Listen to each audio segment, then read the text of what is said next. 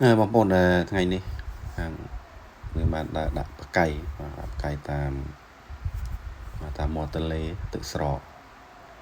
បាទដាក់តាមស្មៅយើងឃើញថាបកៃមួយណាក៏ជាប់ដែរបងបកៃមួយណាក៏ជាប់ដែរបាទបន្ត្រីអត់ធំទេត្រីតូច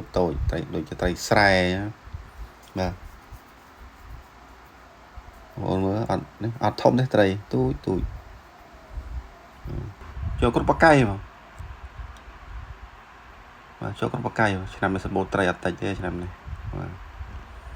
ហើយឃើញនេះប៉ិនមេជើងអត់ធំស៊ីទូចបាទត្រីជាប្រភេទត្រីស្រែត្រីផ្ទុកបាទត្រីផ្ទុកស្រែ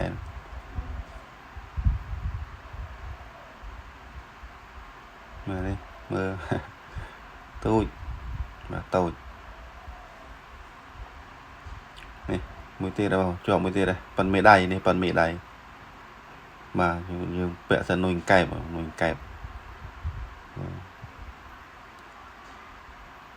ើលដាក់មកល្ងាចតែជាម៉ោង8 9នេះយើងទៅមើលមកជាប់ឡើងប្រែកណាជាប់ឡើងប្រែកគ្រប់បកៃទាំងអស់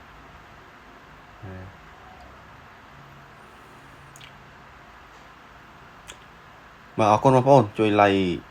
page ម្នាក់មួយផងជួយ like page ម្នាក់មួយផងបាទមិនទទួលបានវីដេអូបកៃនិងបបកបន្តទៀតបាទអរគុណបងប្អូនបានជួយ like